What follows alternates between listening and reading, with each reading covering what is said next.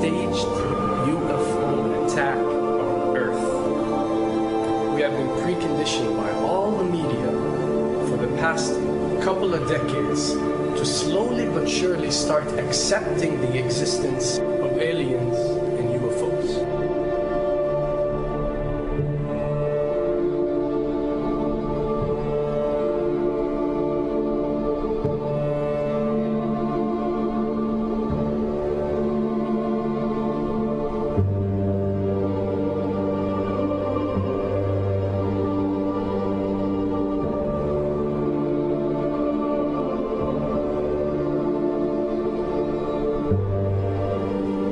I can tell you right now that 99% of every UFO sighting that has ever taken place has actually not been an unidentified flying object, because this has always been military technologies.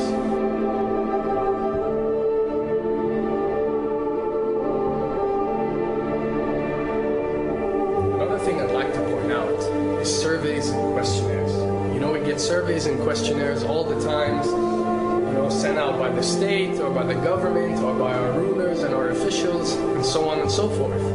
Do you really think that these ruling powers care about what you think? Do you really think that they're waiting to ask you and receive your answer before making a decision? What happens with these questionnaires is that they are released. For example, what country do you think the US should attack next?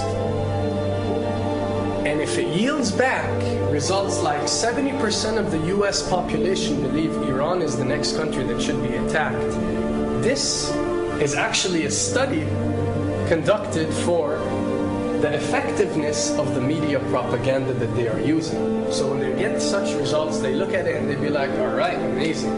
Our media propaganda is working. We are purposely trying to manipulate people to think that Iran should be the next one, and check out the survey results. We're doing a great job in propaganda.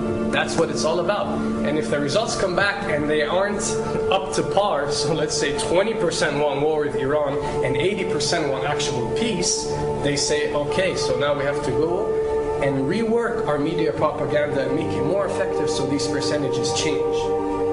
Why am I saying this? Because of the UFO phenomenon.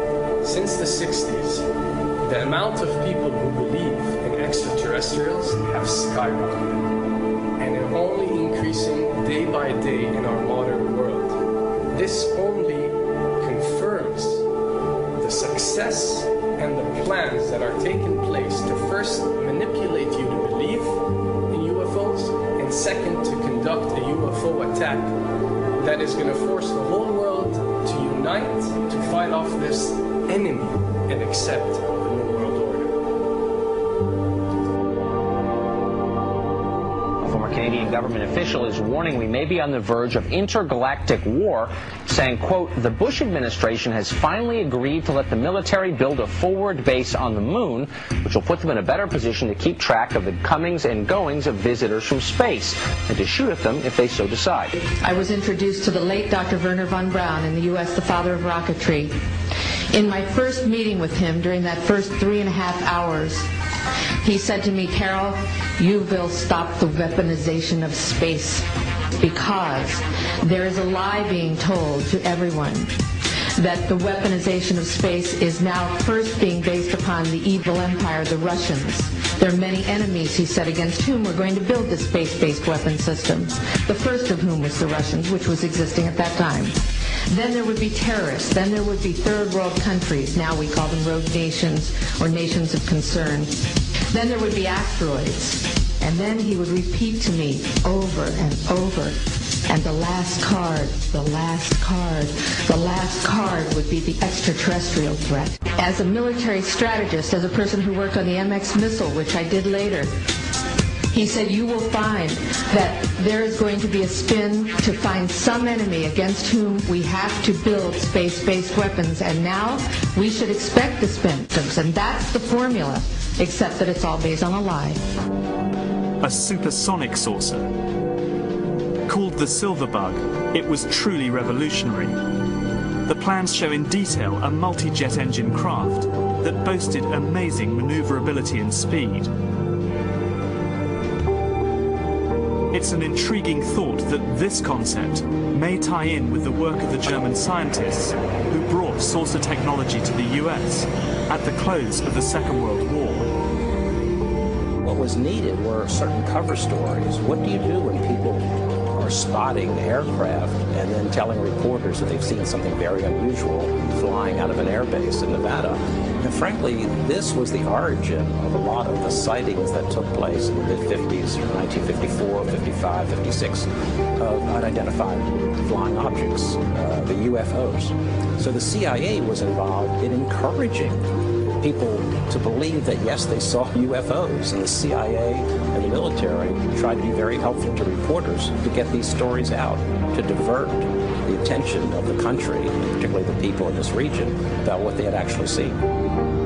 Mexican Air Force pilots capturing on videotape what are said to be 11, count them, 11 UFOs. The Mexican Air Force has released a video that some of you are going to find difficult to believe.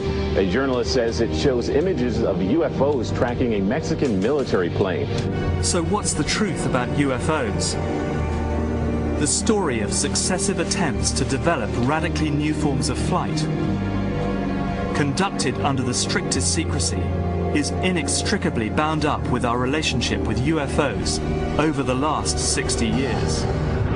Whether it's Allied pilots buzzed by strange balls of fire in 1942 or the Roswell incident 5 years later, there is a strong case to be made that secret military technology offers a convincing explanation for many UFO stories.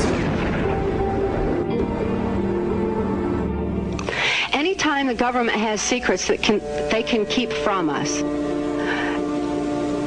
they can manipulate us by those secrets. In essence, they still remain 25 years at least ahead of us in technology, information, and knowledge, and secrets, and they are using them against us. I heard over the years many times over that the plan to usher in the New World Order would be to make all the people in this country and around the world feel totally helpless to prevent the New World Order from occurring, this world dominance plan, by saying that we had been invaded by aliens, so that we would say, oh, please, UN, come in and help us all. So bear in mind that there is a planned orchestration to get people to be submissive through a secret technology and information that they're keeping from you under the blanket of the so-called National Security Act.